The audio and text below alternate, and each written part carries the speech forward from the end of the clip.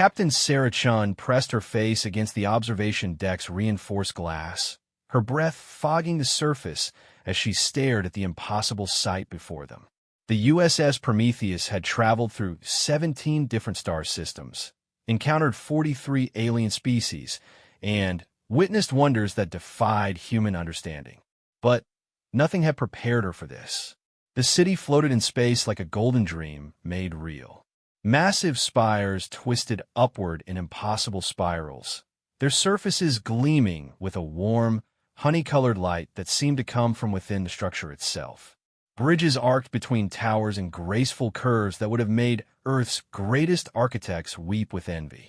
Gardens hung in mid-air, suspended by forces that human science couldn't explain, their alien plants swaying in what appeared to be a gentle breeze despite the vacuum of space. "Captain, we're receiving a transmission," Lieutenant Commander Rodriguez announced from the communication station. His voice carried a mix of excitement and nervousness that Sarah had learned to recognize after 3 years of deep space exploration. "Put it through, Rodriguez." The bridge filled with a sound like wind chimes mixed with whale song, beautiful and haunting. The universal translator worked overtime, finally producing words in crisp English. "Welcome, children of Earth. We are the Celestials of the Golden Realm. Your arrival has been foretold in the ancient texts. Please dock at the designated coordinates and join us in the Hall of First Meetings." Sarah exchanged glances with her first officer, Commander Marcus Webb. In all their encounters with alien civilizations, none had ever mentioned prophecies about humans. Most barely tolerated their presence, viewing humanity as an upstart species that had stumbled into space travel through luck rather than wisdom. "Foretold," Marcus whispered. "Captain, this could be a trap. We know nothing about these beings." Sarah nodded slowly. The Celestials weren't in any of their databases. The star charts showed this system as uninhabited, a collection of dead worlds orbiting a dying star.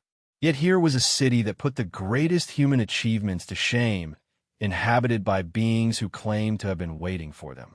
"Take us to the docking coordinates," she ordered. "But keep our weapons powered and ready for emergency jump to hyperspace."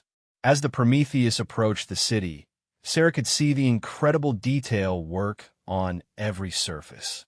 What she had first taken for simple golden metal was actually composed of millions of tiny, intricate patterns that seemed to shift and flow like living things. The docking bay that opened to receive them was larger than most space stations, its walls decorated with murals that told stories in pictures too complex for human eyes to fully process. The artificial gravity kicked in as soon as they crossed the threshold, pulling the Prometheus down to a gentle landing on what appeared to be clouds made solid. The docking bay sealed behind them with the whisper-quiet efficiency of technology far beyond human capabilities. Atmosphere readings showed a breathable mix of gases, though slightly richer in oxygen than Earth normal. Away team consists of myself, Commander Webb, Dr. Elena Vasquez, and Lieutenant Torres, Sarah announced. Everyone else remains on standby. If we're not back in 6 hours, you have permission to leave without us. Dr. Vasquez, the ship's xenobiologist, was practically vibrating with excitement as she checked her equipment for the 3rd time. "Captain, the energy readings from this city are off the charts. Whatever powers this place, it's nothing like our fusion reactors or antimatter drives. It's almost as if the city itself is alive." Lieutenant Torres, their chief security officer, was less enthusiastic. "Ma'am, I'm reading at least 1,000 life signs in the immediate area, but they don't match any known alien biology. Their energy signatures are strange, almost like they're not entirely physical." The airlock cycled through its sequence, and Sarah felt the familiar flutter of nerves that came with first contact.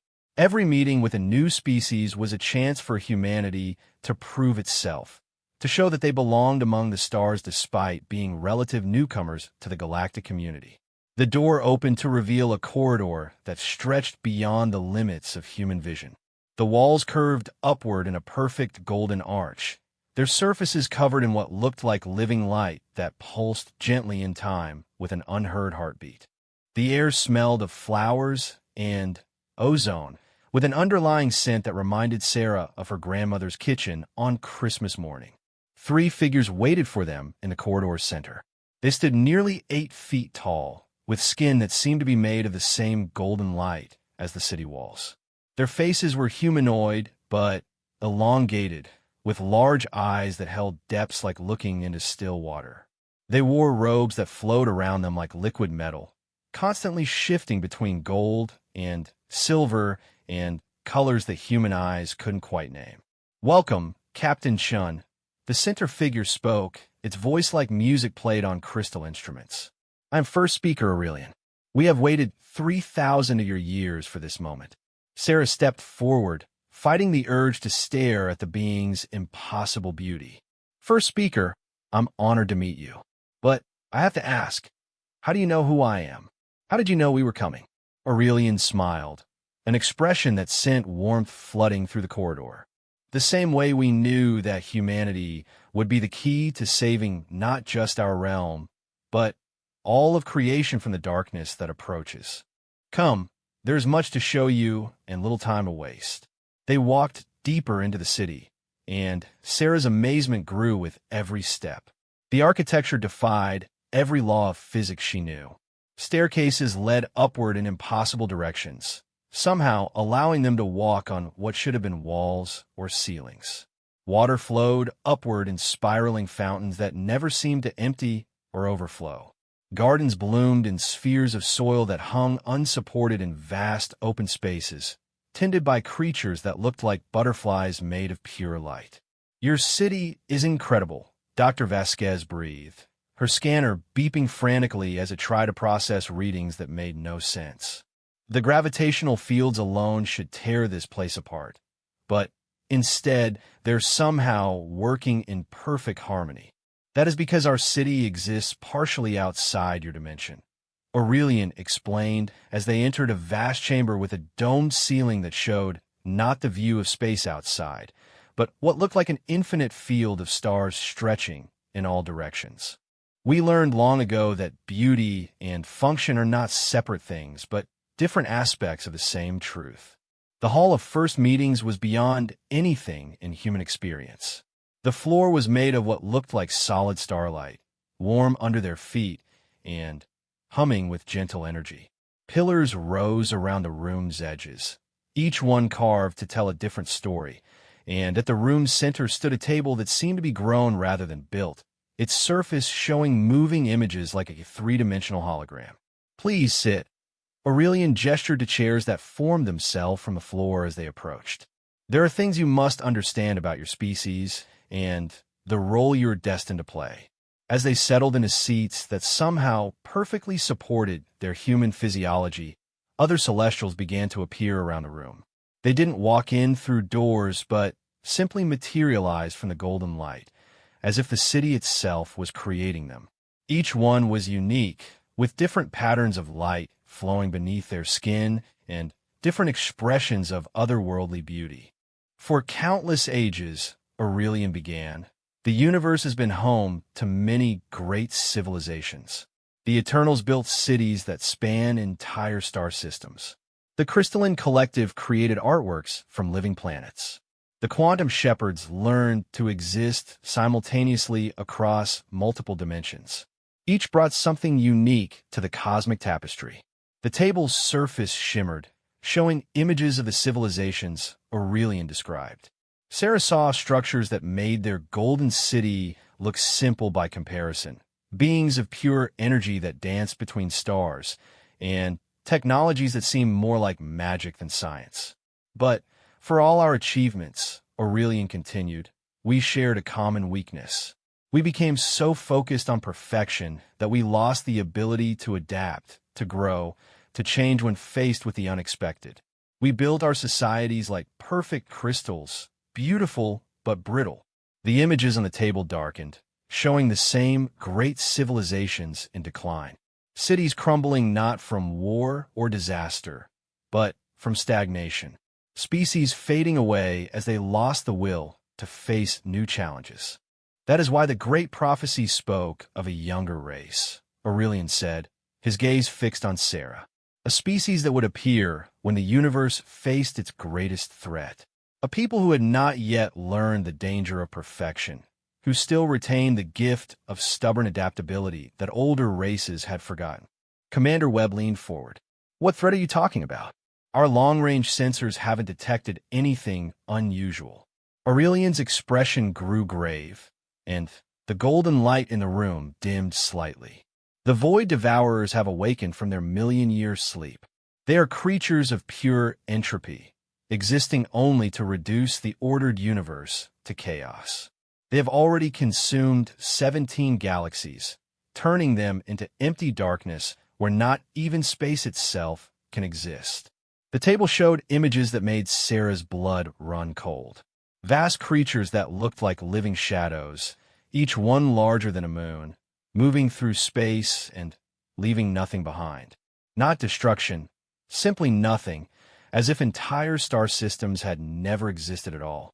Our ancient defenses, built on principles of harmony and balance, cannot stand against them, Aurelian continued.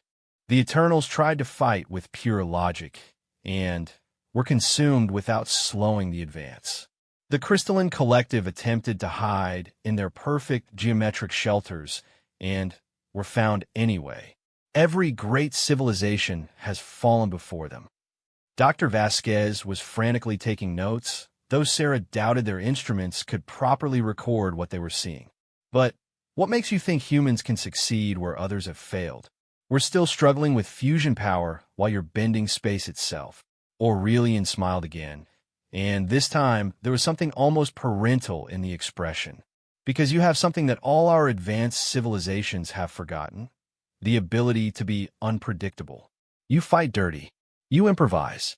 You refuse to accept defeat, even when logic says you have no chance of victory. He gestured, and the table showed images from human history. Medieval knights charging impossible odds at Agincourt. Pilots flying damaged aircraft into enemy ships at Midway. Scientists working around the clock to solve problems that shouldn't have solutions. Engineers making spacecraft work with duct tape and determination. Every other species develops along predictable lines, Aurelian continued. They discover science, perfect their technology, and eventually create societies so efficient that there's no room for chaos or change. But humans, he paused, as if searching for the right words. Humans never quite grow up. You keep that spark of wild creativity that allows you to find solutions that shouldn't exist. Lieutenant Torres, who had been quietly scanning the room for threats, spoke up. So, you want us to fight these Void Devourers? No offense, but we've got maybe 1,000 ships that could even reach deep space, and most of those are exploration vessels. Not yet, Aurelian said.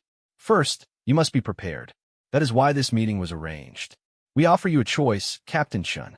You and your crew can return to Earth with our warning, and your species can face the Devourers with only your current technology. Or you can accept our invitation to learn from the accumulated wisdom of 100 civilizations. Sarah felt the weight of decision settling on her shoulders like a physical thing. Everything about this situation defied standard first contact protocols, but then again, those protocols have been written for normal circumstances. The fate of the universe hardly qualified as normal. What exactly are you offering? She asked. Aurelian stood, and the entire room seemed to brighten with his movement. Knowledge. Technology beyond your current understanding, but adapted to work with human ingenuity rather than replacing it. Weapons that can harm the Devourers. Defenses that can protect your worlds. Most importantly, training that will help your species become what it needs to be. And in return, Commander Webb asked, his tone cautious. In return, humanity must become the spark that reignites the dying fires of hope throughout the universe. You must teach the older races to remember what they once were. You must show them that perfection is not the goal, survival is. Dr. Vasquez looked up from her notes. How long do we have? The Devourers move slowly by cosmic standards, Aurelian replied. They will reach the edge of this galaxy cluster in approximately 50 of your years. But their advanced scouts are already probing the outer systems. The corruption spreads faster than the main force. Sarah closed her eyes for a moment, thinking of Earth and the 4 billion people who had no idea their universe was under threat. She thought of her daughter, who would be starting university next year and dreaming of joining the Space Corps. She thought of all the human colonies spreading slowly across nearby star systems, building homes among alien suns. When she opened her eyes, her decision was made. We accept your offer, first speaker, but I want my crew to be able to contact Earth and report what we've found. Humanity deserves to know what's coming. Of course, Aurelian nodded. In fact, it will be necessary. The preparations must begin immediately, and they will require resources from across human space. But first, there are others you must meet. He gestured toward a doorway that definitely hadn't existed moments before. The remaining great civilizations have sent representatives to this gathering. Each has something to offer, and each has their own concerns about trusting the fate of the universe to such a young species. As they rose from their seats, Sarah realized that the easy part was over. Meeting the Celestials had been overwhelming, but friendly. Now came the real challenge, convincing beings thousands of years older and more advanced than humanity that a species that had only reached the stars 3 centuries ago could succeed where all others had failed. But, looking at her crew, Webb with his steady determination, Vasquez with her boundless curiosity, Torres with his protective instincts, Sarah felt a familiar surge of pride. These beings might have forgotten what it meant to be young and stubborn and willing to try impossible things. But humans hadn't. The golden corridor stretched ahead, leading deeper into wonders that would redefine everything humanity thought they knew about the universe. And somewhere beyond the light and beauty, ancient evil was stirring. The real adventure was just beginning. The corridor beyond the Hall of First Meetings defied every architectural principle Sarah had ever learned. It twisted through impossible angles, somehow allowing them to walk on surfaces that should have been walls or ceilings. More disturbing was the way distance seemed flexible here. What appeared to be a 100-meter walk somehow took them past windows showing dozens of different star fields, as if they were moving through folded space. The city exists in 7 dimensions, Aurelian explained, noticing their confusion. Your minds can only perceive 3, so we adjust the pathways to accommodate your limitations. Do not worry, you will not fall or become lost. Dr. Vasquez was practically bouncing with excitement despite the gravity of their situation. The energy signatures keep changing as we move. It's like the entire city is reconfiguring itself around us. How is that even possible? The same way your blood adapts its flow to carry nutrients where they're needed, Aurelian replied. We learned long ago that the most beautiful architecture is living architecture. Our city grows and changes to serve its purpose, just as your body heals itself when injured. They emerged into a vast spherical chamber that made Sarah's head spin. The floor curved up around them in all directions, and beings of various species stood at different orientations, each somehow having their own personal gravity field. At the chamber's center, a holographic display showed a 3-dimensional map of the galaxy, with dark zones spreading slowly inward from the rim like some cosmic infection. Welcome to the Council of Last Resort, Aurelian announced. These are the final representatives of the great civilizations. Each has agreed to share their knowledge with humanity, though not all are convinced of the wisdom in doing so. A crystalline being that looked like a living statue approached them, its faceted surface reflecting the golden light in rainbow patterns. When it spoke, its voice sounded like ice cracking under pressure. I am Prismatic 779 of the Crystalline Collective. My calculations show a 0.003% probability of human success against the Devourers. This seems an insufficient basis for risking our accumulated knowledge.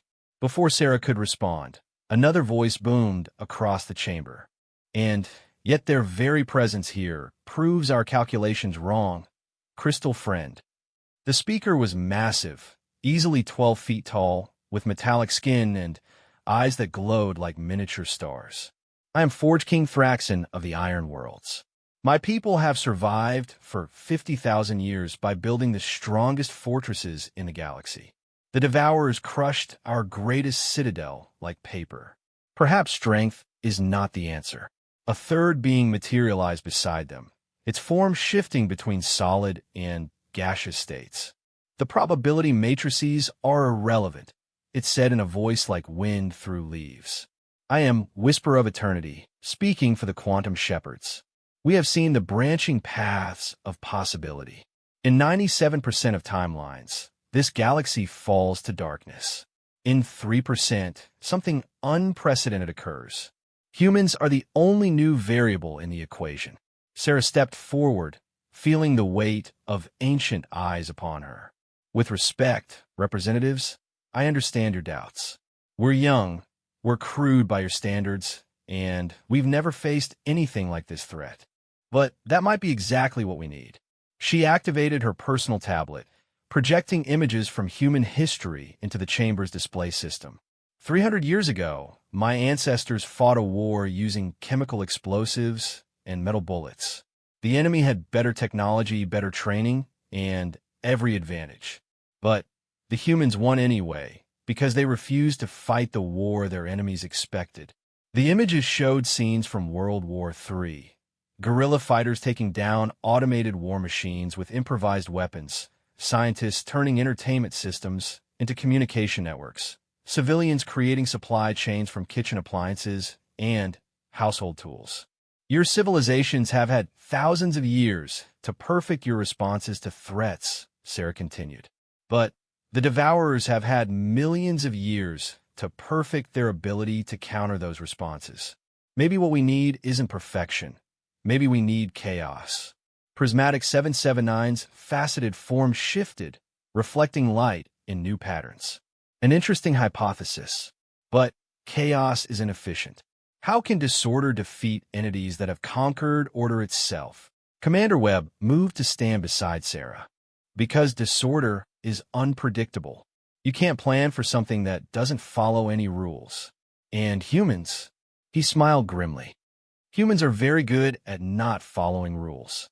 Aurelian gestured, and the chamber's display shifted to show tactical simulations. This is how every great civilization has attempted to fight the Devourers. Perfect formations, calculated strategies, weapons designed to exploit specific weaknesses. All have failed because the Devourers adapt faster than ordered minds can compensate. The simulations were horrifying in their clinical precision. Vast fleets, moving in perfect coordination, only to be consumed by shadows that flowed like liquid darkness. Planetary defense systems that should have been impregnable, torn apart as if they were made of paper. Entire star systems simply ceasing to exist, leaving not even debris behind. Now observe, Aurelian continued, what happens when we introduce human tactical doctrine. The new simulations made Sarah both proud and slightly embarrassed. Human ships broke formation to ram enemy vessels. Soldiers abandoned their positions to set up ambushes in impossible locations. Fleet commanders ignored their own orders to chase wild hunches. It looked less like a military operation and more like organized chaos. And somehow it worked. Not always, not even most of the time, but often enough to matter. The Devourer formations, designed to counter logical responses, found themselves confused by reactions that made no tactical sense. Shadows that could consume ordered energy were disrupted by weapons that shouldn't have been effective. Ancient creatures that had learned to predict every possible response were stymied by actions that seemed to have no logical basis. Fascinating, whispered Whisper of Eternity. The humans create quantum uncertainty at a macro scale. Their unpredictability becomes a weapon in itself. Forge King Thraxon's laugh boomed through the chamber. They fight like Orclings from the early ages. No discipline, No proper tactics, just pure aggression and clever improvisation. I approve. Dr. Vasquez raised her hand like a student in class, a gesture that seemed to amuse several of the alien representatives. If I may ask, how exactly do you plan to enhance our capabilities without destroying what makes us effective? From what I understand, most technological advancement requires increased order and precision. Aurelian smiled, and Sarah was beginning to recognize that expression as the look of someone about to reveal a carefully planned surprise. An excellent question. Traditional enhancement would indeed eliminate the very qualities we need to preserve. That is why we have developed something unprecedented, adaptive enhancement protocols. The chamber's display shifted again, showing what looked like crystalline circuits that moved and changed shape as they functioned. These systems do not impose order upon your technology.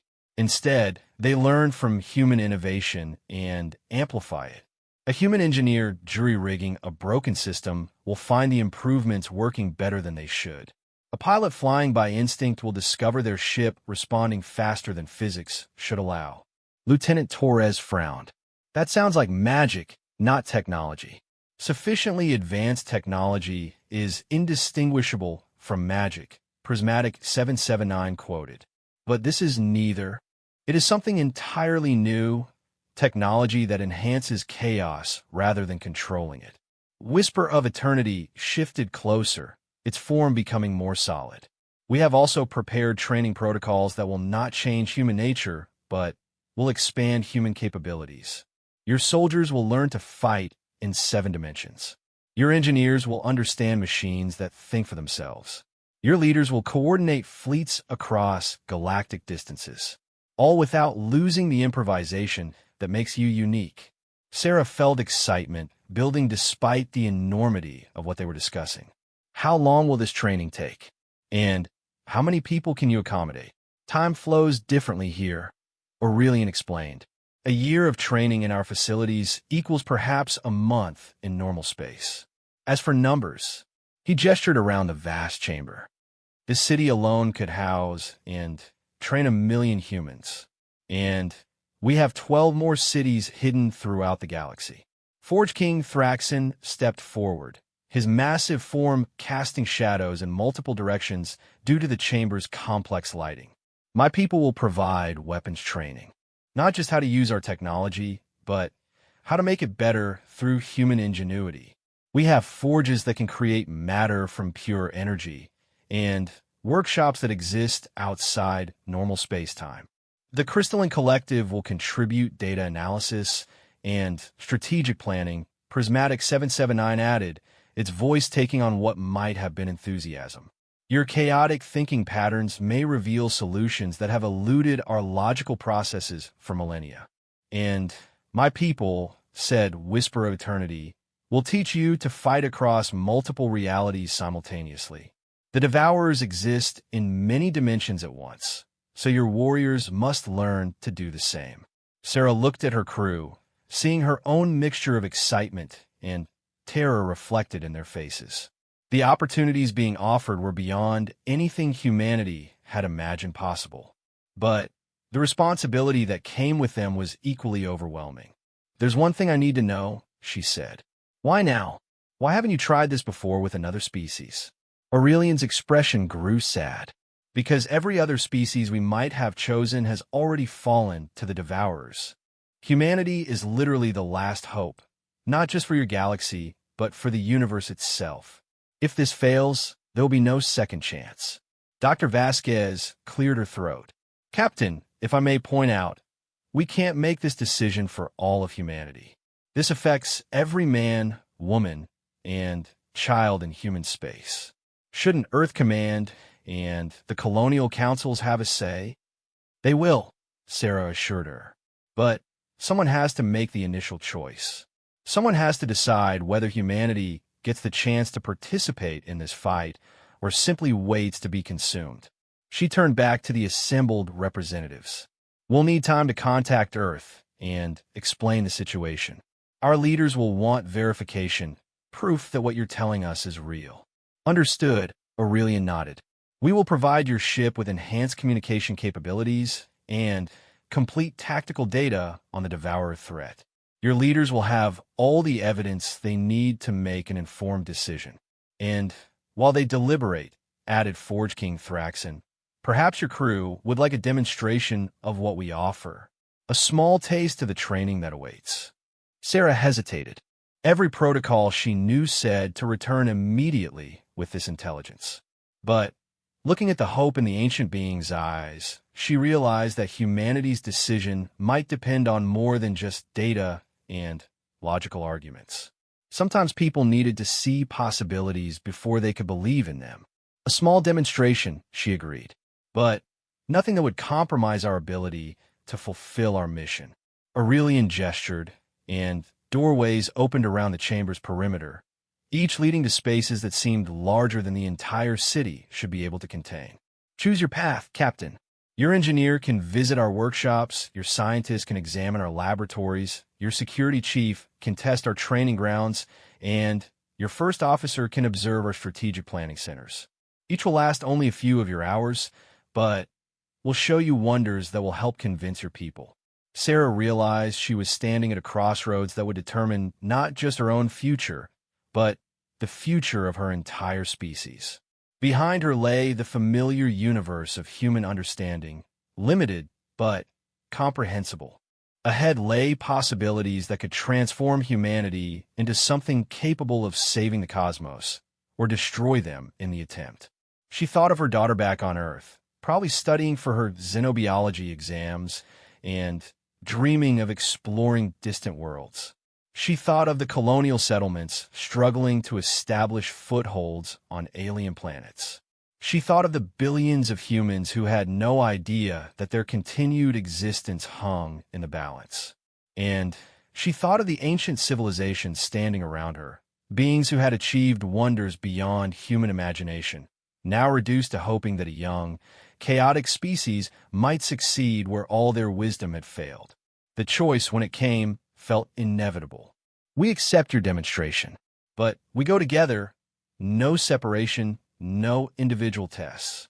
If humanity is going to face this challenge, we face it as a unified team. Aurelian's smile was brighter than the golden light that filled the chamber. Then, let us begin your education in the art of impossible warfare. The universe is counting on you to learn quickly. The training chamber materialized around them like reality being painted into existence. One moment they stood in the Golden Council room. The next they found themselves in what appeared to be the bridge of a starship, but a bridge unlike anything in human space. The walls showed real-time views of space in all directions, creating the illusion of floating in a transparent sphere among the stars. Control surfaces emerged from the floor at hand height, their interfaces shifting to accommodate human ergonomics. This is our primary tactical simulation center, Aurelian explained. It can recreate any space combat scenario with perfect accuracy. More importantly, it can show you possibilities that do not yet exist. Commander Webb approached the nearest control station, his hands hesitating over interfaces that seemed to respond to his presence. These controls, they're adapting to me. How? The systems learn from observation. Forge King Thraxon rumbled, his massive form somehow fitting comfortably in the space. Watch a human work for 5 minutes, and our technology begins to understand human intuition. Work with it for an hour, and it becomes an extension of human thought. Dr. Vasquez was already deep in examination of what appeared to be his sensor station. The data processing capabilities here are incredible. I'm seeing tactical analyses that consider variables our computers couldn't even measure. But the interface, she looked up in amazement. It's presenting the information the way my mind naturally processes it, not the way a machine would organize it. Lieutenant Torres had found what was obviously a weapons control station, though the designs were unlike anything in the human arsenal. These energy patterns, they're not following standard particle physics. How do they work? Prismatic 779's crystalline form reflected the chamber's lights in complex patterns. They function by introducing controlled chaos into ordered systems. Your weapons impose structure on energy. Ours teach energy to improvise. Aurelian moved to the center of the chamber, and the space around them shifted to show a tactical display of epic proportions. Three-dimensional maps filled the air, showing star systems, fleet movements, and something else, dark voids that seemed to hurt to look at directly. "This is the current state of the war," he announced. "The Devourers have consumed 17 galaxies completely. 3 more are partially infected. This galaxy cluster." The display zoomed in to show their local region of space. "We estimate 47 years before the main force arrives." Sarah studied the tactical situation with a growing sense of dread. The scale was beyond anything human military doctrine had ever considered. How many ships do they have? What kind of fleet strength are we looking at? "That is the wrong question," Whisper of Eternity interjected, its form shifting between states of matter. "The Devourers are not a fleet in the sense you understand. They're a force of nature, like a cosmic storm that consumes everything in its path. Individual ships, planets, entire star systems, all become part of the feeding process." The display shifted to show close-up imagery of Devourer forces, and Sarah felt her blood run cold. The entities were enormous, each one the size of small moon, but they moved through space like living things. More disturbing was their composition. They seemed to be made of a darkness so complete that it created gaps in reality itself. They convert matter to entropy, then feed on the resulting energy, Forge King Thraxon explained. "Our greatest weapons merely provide them with more fuel. Antimatter explosions, fusion reactions, even the controlled collapse of pocket dimensions, all simply become food for their expansion." Lieutenant Torres leaned forward, studying the tactical data. "There has to be a weakness. Nothing is completely invulnerable." "True," agreed Prismatic 779. "We have identified their limitation. They can only effectively process ordered systems. Chaos disrupts their feeding mechanism, though we have never discovered how to weaponize this knowledge effectively." Dr. Vasquez looked up from her station. "But humans specialize in chaos.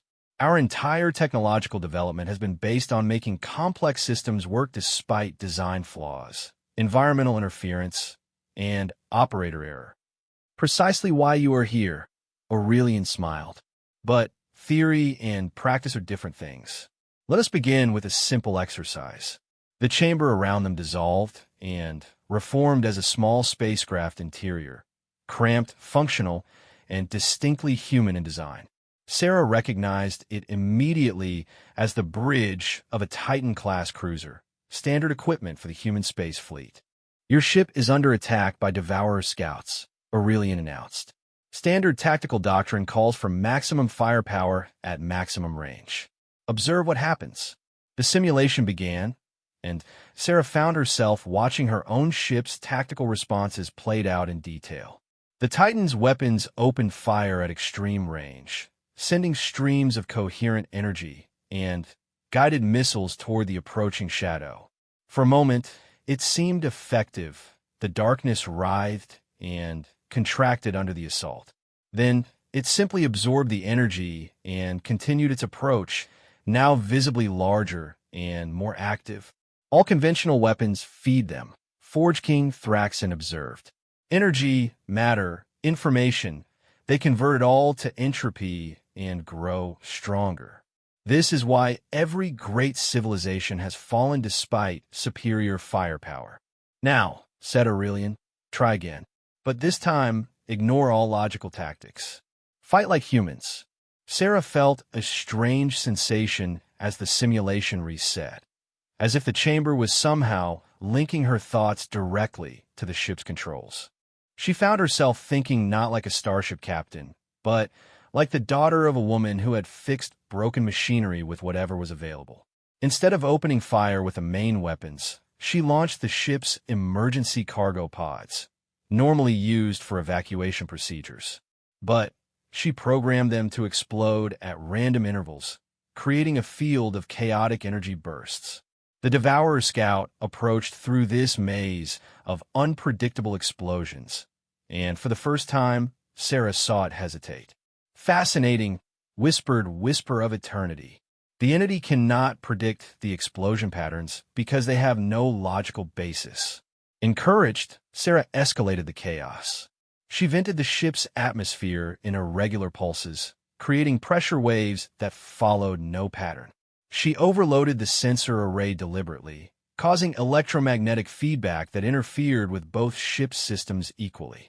She even launched their emergency shuttle on an erratic course with orders to play music broadcasts at maximum volume. The Devourer Scout's approach slowed further, its form rippling with what might have been confusion.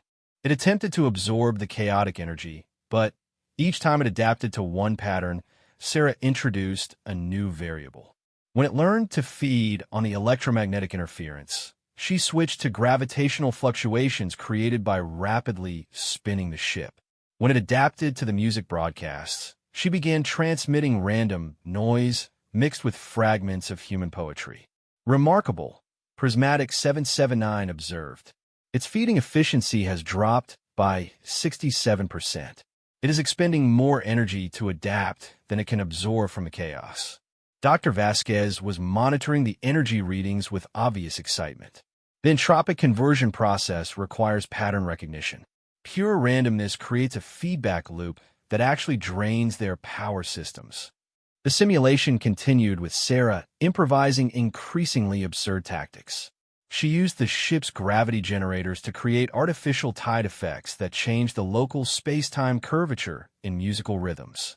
She programmed the defense lasers to fire in patterns based on the arrangement of her daughter's favorite flowers. She even managed to weaponize the ship's waste recycling system, creating clouds of organic matter that confused the Scout's consumption algorithms. The Devourer Scout eventually retreated, apparently concluding that the energy cost of processing pure chaos exceeded the potential gain. The simulation ended with Sarah's battered but victorious ship limping away from an encounter that should have been impossible to survive. Brilliant, Forge King Thraxon boomed, his approval echoing through the chamber. You fought with the wisdom of ancient warriors who understood that sometimes the best weapon is confusion. Commander Webb shook his head in amazement. Captain, what you just did violates every principle of space combat doctrine we've ever learned. And that, said Aurelian, is precisely why it worked. The Devourers have spent millions of years learning to counter logical responses. They have never encountered a species that deliberately chooses illogical ones. The simulation chamber shifted again, this time showing multiple scenarios simultaneously. Sarah could see dozens of potential battles playing out around them, each one demonstrating different applications of chaos tactics. Human ships using malfunction patterns as weapons. Ground forces that deliberately broke formation to confuse enemy targeting systems. Engineers who solve problems by breaking their own equipment in creative ways. This is only the beginning, Whisper of Eternity explained. True chaos warfare requires understanding how to fight across multiple dimensions simultaneously. The Devourers exist in 7-dimensional space, but they assume their enemies will only attack in the 3 dimensions you normally perceive. Lieutenant Torres studied the multidimensional combat displays with professional interest. How do you train someone to fight in dimensions they can't see? By teaching them to trust instincts they don't understand, Aurelian replied. Human intuition often operates across dimensional barriers without conscious awareness. A pilot who feels that something is wrong is often detecting 7-dimensional interference patterns. A soldier who instinctively knows where to position themselves is unconsciously reading battlefield mathematics that exist beyond normal space. Dr. Vasquez raised her hand again. The biological implications are staggering. Are you saying humans have natural 7-dimensional awareness? How is that possible? Prismatic 779's form shifted to display complex mathematical equations in its crystalline structure. All consciousness operates across dimensional boundaries to some degree.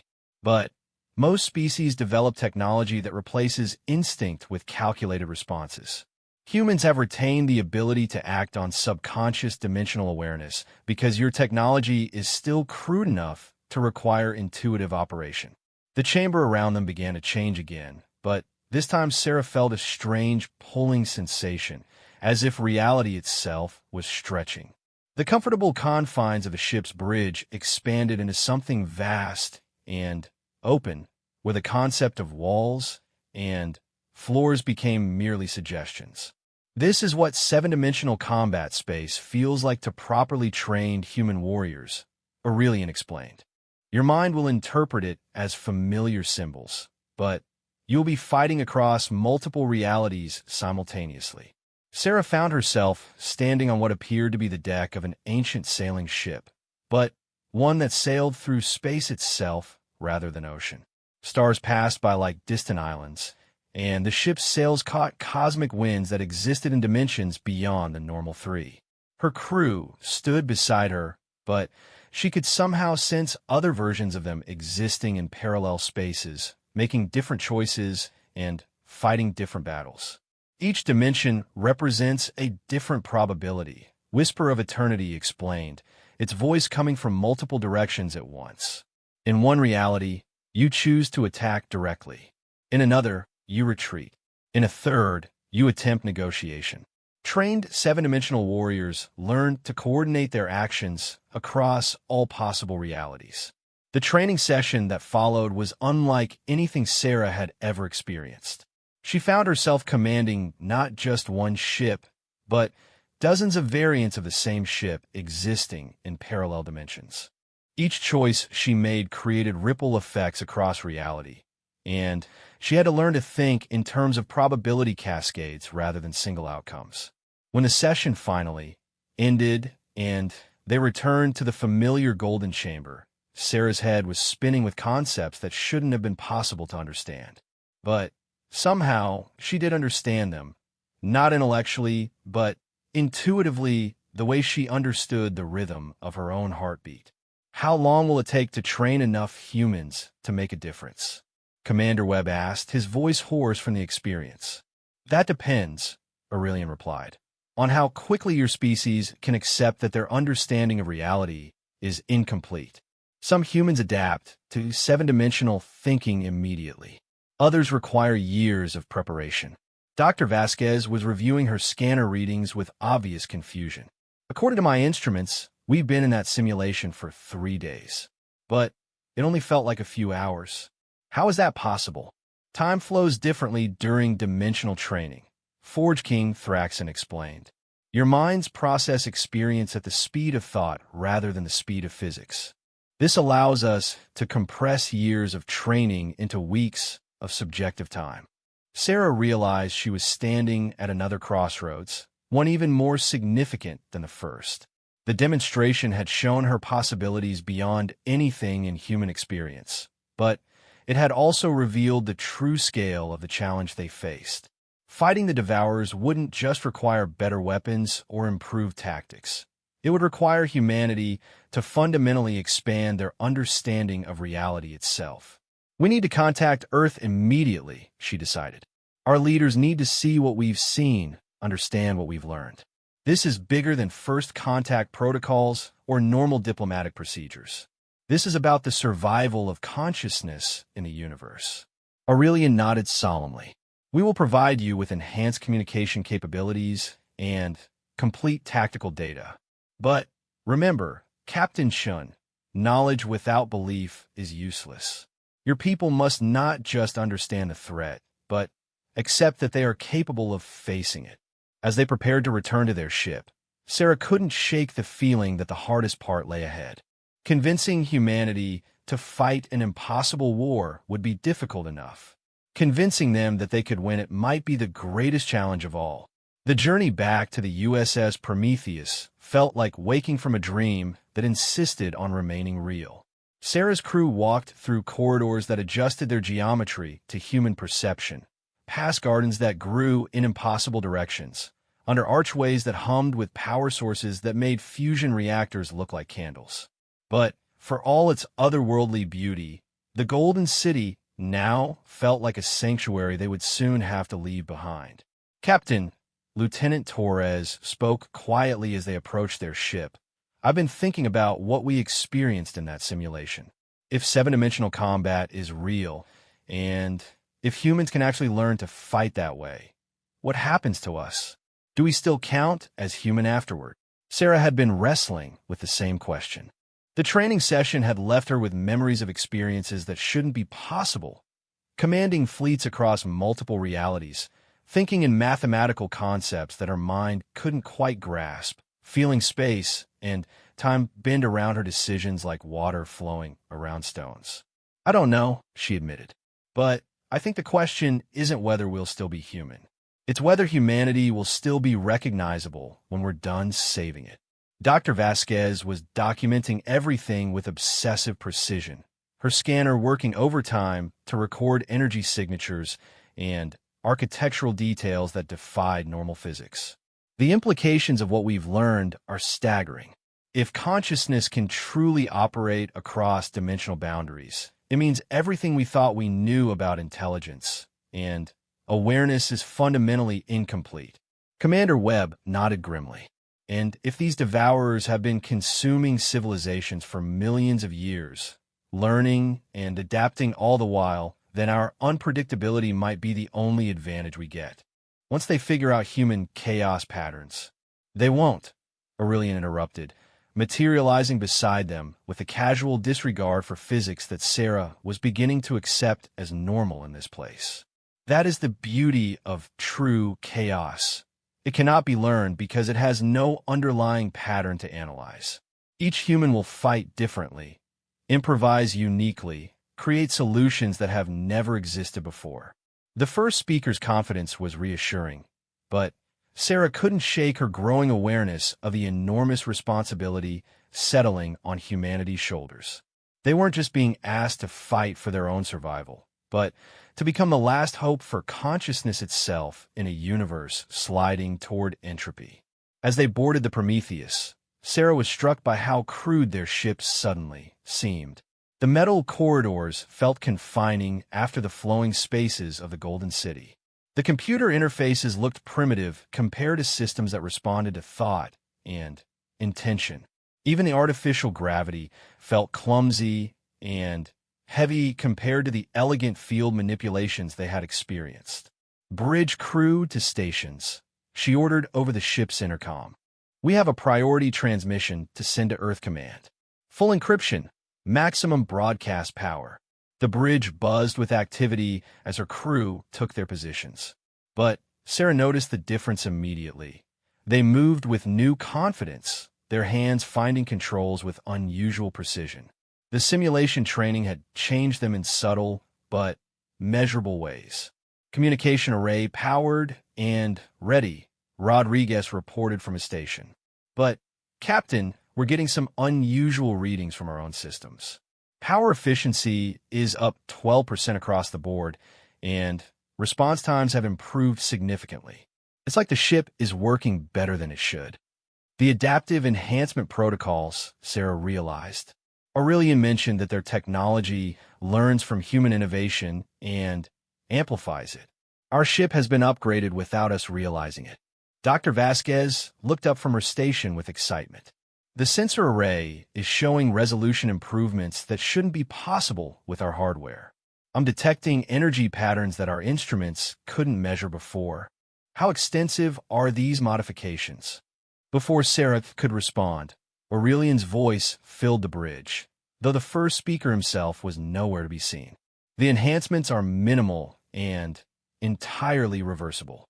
We have simply optimized your existing technology to function at maximum theoretical efficiency. Consider it a small taste of what full integration with our systems could achieve."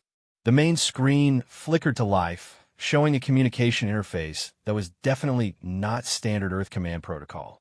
The display showed not just the usual transmission data, but probability matrices indicating the likelihood of successful contact, atmospheric interference patterns on Earth, and even psychological profiles of the personnel most likely to be monitoring deep space communications. "Impressive," Commander Webb muttered. "It's like having a strategic advisor built into the communication system."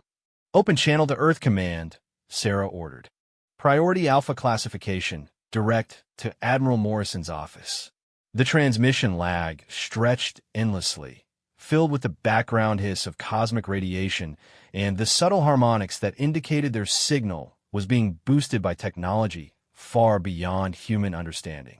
When Admiral Morrison's face finally appeared on the screen, his expression shifted from routine attention to shock as he took in Sarah's appearance and the clearly alien bridge modifications visible behind her. Captain Shun, this is highly irregular. Your last report indicated you were investigating an uninhabited system. What exactly? His words trailed off as he noticed the golden light reflecting from surfaces that shouldn't exist on a human starship. Admiral, I'm transmitting full tactical data along with this communication. What I'm about to tell you will sound impossible, but I need you to review the evidence before making any decisions. Sarah took a deep breath. We have made contact with multiple alien civilizations who claim that the universe is under attack by entities called Void Devourers. These beings have already consumed 17 galaxies and are approaching our region of space.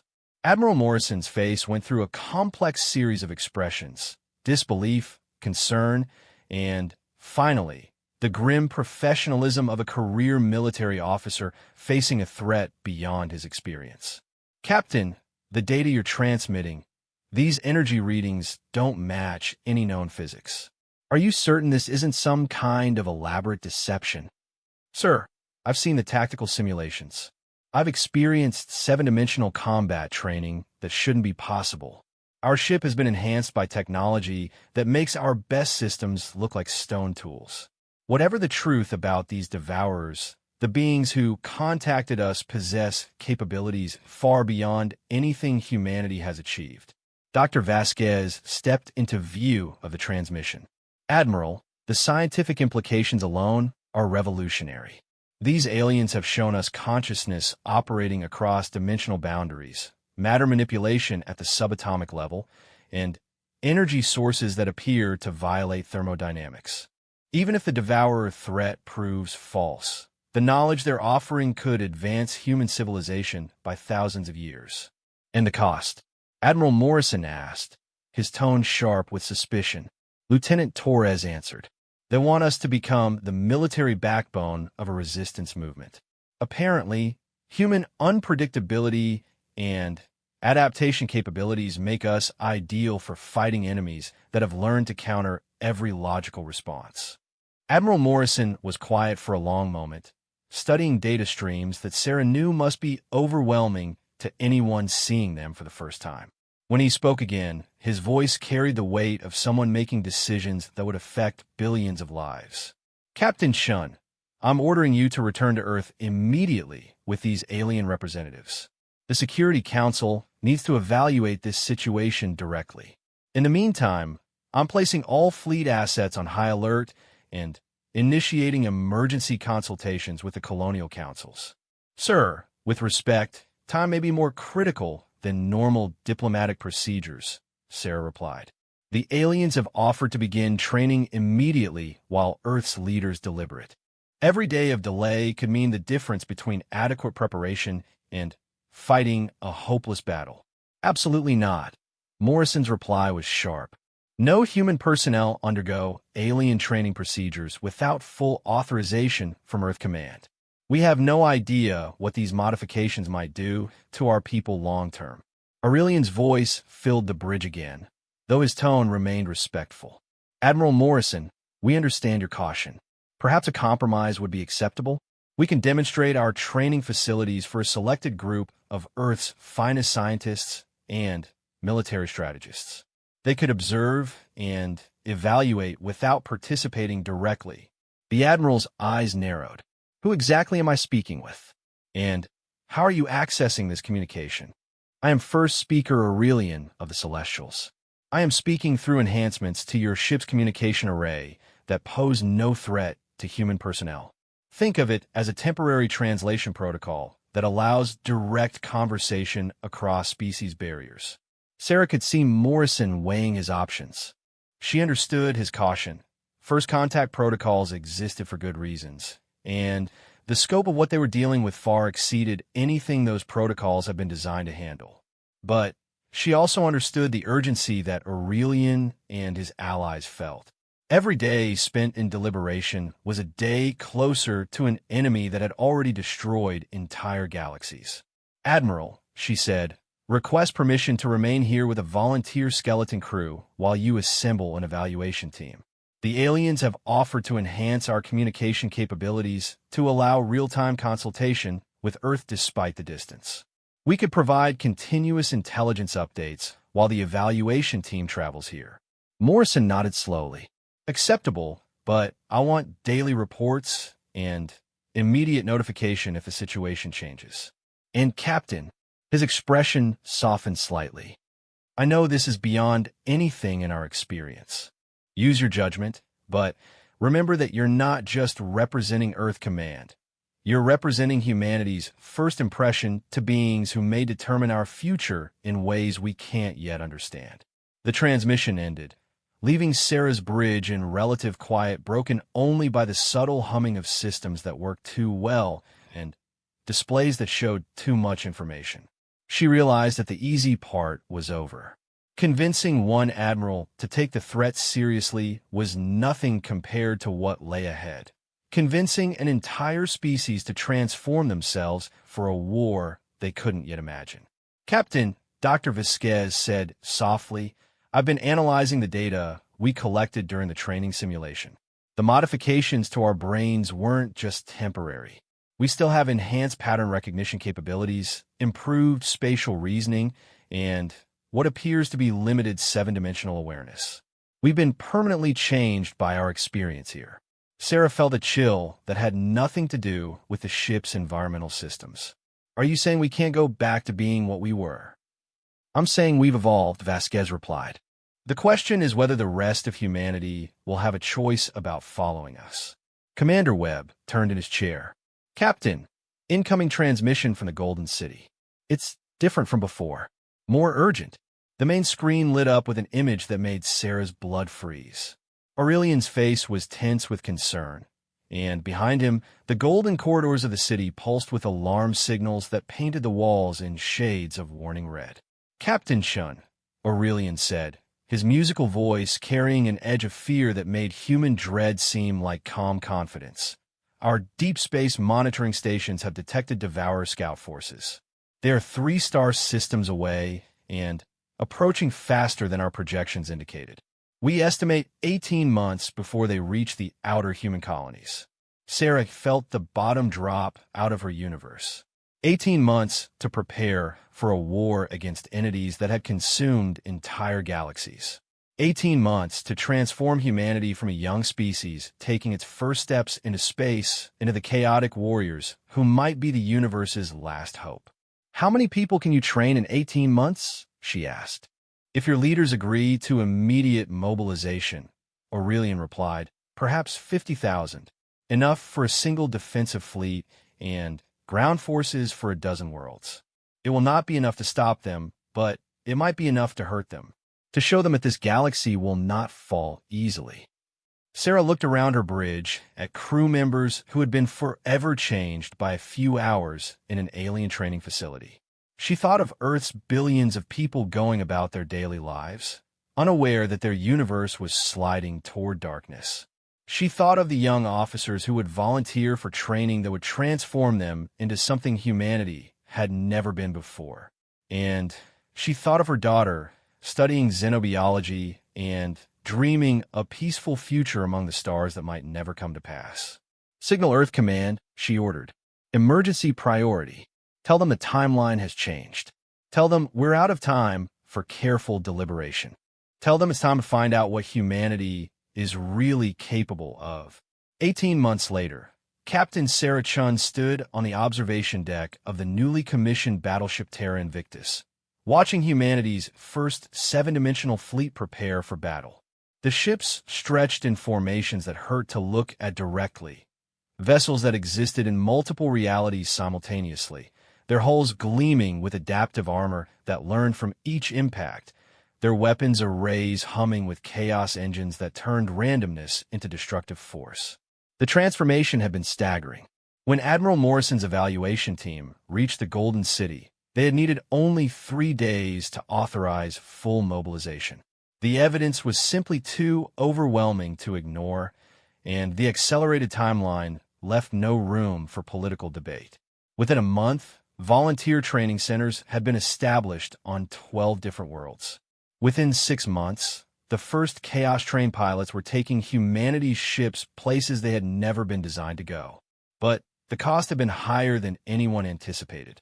Status report, Commander Webb, Sarah requested, though she already knew the answer would be troubling. Marcus Webb had changed more than any of them during the intensive command training.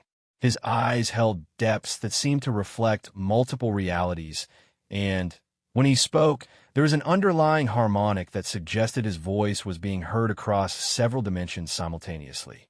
Fleet strength is at 73% of planned capacity, he reported. We have 42 fully operational 7-dimensional vessels, 18 partially converted ships, and 600 trained Chaos warriors. Ground forces include 50,000 enhanced soldiers capable of multidimensional combat operations. Sarah nodded, trying to project confidence she didn't feel. The numbers sounded impressive until you considered they were preparing to face entities that had consumed entire galaxies. Worse, the human volunteers who had undergone full 7-dimensional training were no longer entirely human. They could think across multiple realities, perceive dimensions beyond normal space, and fight using tactics that violated physics, but they struggled to relate to people who hadn't been enhanced. The social implications were tearing Earth apart. "Any word from the protest movements?" she asked. Dr. Elena Vasquez, now bearing the title of Director of Dimensional Sciences, materialized beside them in a way that 7-dimensionally trained humans had learned to travel. One moment she was elsewhere, the next she existed in their local reality, bringing with her the faint scent of flowers and ozone that marked passage between dimensional states. "The Human Purity Coalition has gained significant political support," she reported, her voice carrying the same harmonic undertones that marked all the enhanced humans. "They're claiming we've betrayed our species by allowing alien modification. Some colonies are refusing to accept enhanced defenders." Sarah felt the familiar weight of command decisions that affected entire civilizations. The training necessary to fight the Devourers changed people in fundamental ways, but it was also their only hope of survival. Creating a schism within humanity at the moment when unity was most critical seemed like a cruel irony. "And the enhanced volunteers?" she asked. "Struggling to maintain connections with unenhanced humans," Vasquez replied honestly.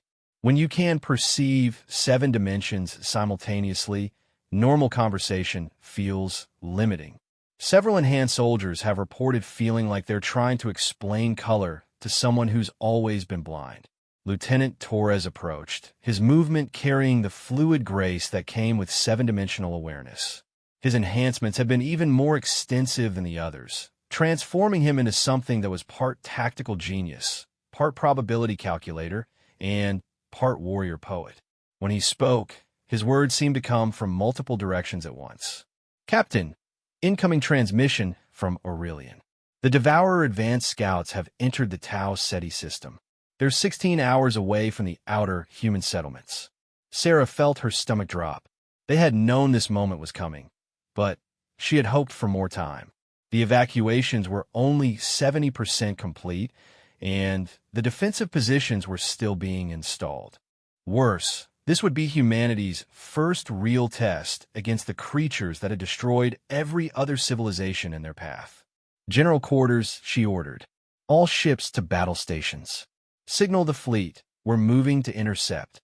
The transformation of the Terra Invictus from exploration ship to 7-dimensional battleship was a sight that still awed Sarah. Weapon ports opened that hadn't existed moments before, revealing chaos cannons that fired pure unpredictability. Armor plating flowed like liquid metal, creating defensive configurations that optimized themselves for threats that hadn't yet materialized. Most impressive of all, the ship's consciousness, for it had developed something approaching awareness during the enhancement process, began calculating battle strategies across multiple probability streams. Fleet reports ready, Captain, Webb announced. All ships confirm 7-dimensional navigation capability and chaos weapon functionality. Sarah took her position in the captain's chair, which had been modified to interface directly with her enhanced nervous system. The moment she settled into the seat, her awareness expanded beyond the confines of her physical body. She could feel the entire fleet as an extension of her will, perceive the tactical situation across multiple realities, and sense the approach of something that felt like a wound in space itself. The Devourer scouts were unlike anything in human experience. They moved through space like living shadows, each one the size of a small moon, but possessing the fluid grace of a creature swimming through an ocean of dark energy. More disturbing was their effect on local space-time. Areas around them simply ceased to exist in any meaningful sense, creating voids that hurt to perceive even with enhanced senses. Tactical analysis complete, Torres reported. 3 scout entities, each consuming approximately 30,000 tons of matter per minute. They're converting destroyed material directly to entropy and using the resulting energy to grow larger. Current trajectory will bring them into contact with Tau Ceti Prime in 14 hours. Sarah could see the colony world on her enhanced tactical display. 2 million human civilians who had voted to remain despite the evacuation orders, believing that their planetary defense systems could protect them. The irony was bitter. The same advanced technology they trusted would only provide more fuel for the Devourers. All ships, this is Captain Chun, she announced over the fleet communication system. Today we find out whether human chaos can stand against cosmic entropy. Remember your training. There are no rules, no proper tactics, no logical responses. Fight like humans. Make them wonder what the hell they're dealing with. The battle began with humanity doing something no other species had ever attempted. They attacked the Devourers with pure randomness. Ships broke formation without orders, fired weapons at seemingly empty space, and maneuvered in patterns that made no tactical sense. It should have been suicide. Instead, it was beautiful chaos. Sarah watched through her enhanced awareness as the Devourer scouts encountered something they had never faced before. Human ships that refused to behave logically, weapons that fired in patterns based on children's songs and ancient poetry, pilots who trusted intuition over sensor data and somehow struck targets that shouldn't have been hittable. The first Devourer scout's feeding rhythm faltered as it tried to process the seemingly random energy patterns directed at it. The creature had evolved to efficiently consume ordered systems, but chaos created feedback loops that disrupted its internal processes. When it attempted to adapt to one random pattern, the humans switched to a completely different form of unpredictability. But the Devourers were learning. The second and third scouts began to show adaptive behavior, developing new feeding strategies that could process some forms of human randomness. The battle was becoming a contest between adaptation and innovation, with the fate of 2 million civilians hanging in the balance. Captain, Torres called out, the lead scout is beginning to counter our chaos patterns. It's developing probability matrices that can predict some forms of human unpredictability. Sarah felt a surge of inspiration that came from somewhere beyond her conscious mind. Fleet order, stop being chaotic. Start being creative. The subtle difference transformed the battle. Instead of firing randomly, human crews began to innovate. Engineers jury-rigged weapons to produce effects they were never designed for. Pilots began flying in formations inspired by dance patterns their grandmothers had taught them. Scientists started routing power through systems that should have exploded, but instead created entirely new forms of energy discharge. The Devourer scouts found themselves facing not just chaos, but creativity that generated new possibilities faster than any adaptive system could counter. One human destroyer, its main weapons disabled, began using its cargo bay to launch the crew's personal belongings as projectiles, somehow creating energy discharges that actually damaged the nearest scout. A cruiser with failed navigation systems started spinning randomly, and discovered that its uncontrolled rotation disrupted the Devourer's spatial perception. Most effective of all was Dr. Vasquez's inspired decision to turn the fleet's scientific sensors into weapons. By scanning the Devourers with instruments designed to measure seven-dimensional phenomena, she created observation paradoxes that forced the entities to exist in multiple conflicting states simultaneously. The battle lasted 6 hours and ended with something unprecedented in the Devourer's million-year history: retreat. The scout entities, unable to efficiently process the constant stream of human innovation, withdrew to the edge of the system to await reinforcement from a main force. But victory came with a price that made Sarah's heart ache. 3 ships had been lost, consumed entirely by the Devourers. Worse, the enhanced crews of the surviving vessels were showing signs of psychological strain from extended seven-dimensional combat. Several pilots reported difficulty distinguishing between different reality streams, and 2 enhanced soldiers had suffered what doctors were calling dimensional displacement syndrome. "Captain," Webb reported, his voice carrying new harmonics that suggested his consciousness was spreading across multiple probability states, "we've received a transmission from the main Devourer force. It appears they want to negotiate." Sarah felt a chill that had nothing to do with the ship's environmental systems. In all the records provided by the various alien civilizations, the Devourers had never been known to communicate with their prey. They simply consumed and moved on. The fact that humanity had forced them to attempt contact suggested either unprecedented success or a trap beyond human understanding. "Put it through," she ordered. The voice that filled the bridge was like listening to the heat death of the universe given form. It spoke in harmonics that suggested vast intelligence operating across cosmic time scales, and its words carried an undertone of ancient hunger that made every enhanced human on the bridge shudder involuntarily. "Young Chaos Spawn," it said, "you have proven more interesting than anticipated. We offer terms. Surrender your enhancement technologies, and we will consume your species quickly, without the prolonged feeding that we have planned. Continue to resist, and we will turn your transformation into a process that spans geological time." Sarah looked around her bridge at crew members who had sacrificed their original humanity to defend their species. She thought of the colonies full of people who feared their enhanced defenders as much as they feared the Devourers. She considered the impossible odds and the certainty that even their victory today had only delayed the inevitable. Then she thought of her daughter, now serving as a communication officer on one of the enhanced ships, whose seven-dimensional awareness allowed her to coordinate fleet movements across multiple realities simultaneously. The young woman who had dreamed of peaceful exploration among the stars had become something magnificent and strange and utterly necessary. "Counter offer," Sarah replied, her voice carrying the authority of someone who spoke for an entire species.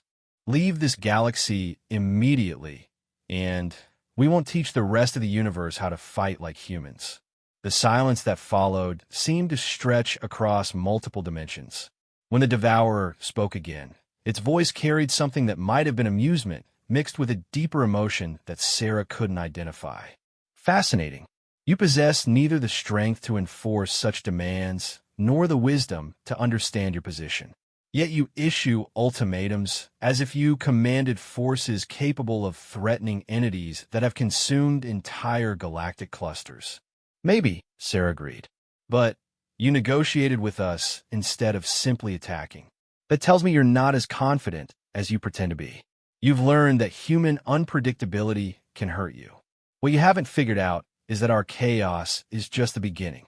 She gestured to Vasquez, who activated a system they had prepared but hoped never to use.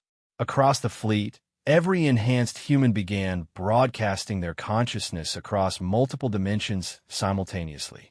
The effect was to create a network of linked awareness that spanned several reality streams, generating patterns of such complexity that even seven-dimensional beings couldn't fully process them. "This is what happens when young Chaos Spawn really get creative," Sarah announced. "We don't just fight across 7 dimensions. We think across them. We dream across them. We exist across them in ways that older species never imagined possible. The Devourer's response was immediate and violent. The scout forces launched themselves toward the human fleet with renewed fury. But this time they encountered something even more challenging than individual human creativity: collective human imagination operating across dimensional boundaries. The battle that followed would later be remembered as the moment when humanity proved it belonged among the forces that shaped the universe. Not because they were stronger or smarter or more advanced than their enemies, but because they were human enough to find new ways to be impossible just when impossibility was what the cosmos needed most. The war was far from over, but the universe had learned something important that day. Humanity didn't just refuse to go quietly into the dark. They refused to let the dark go quietly either.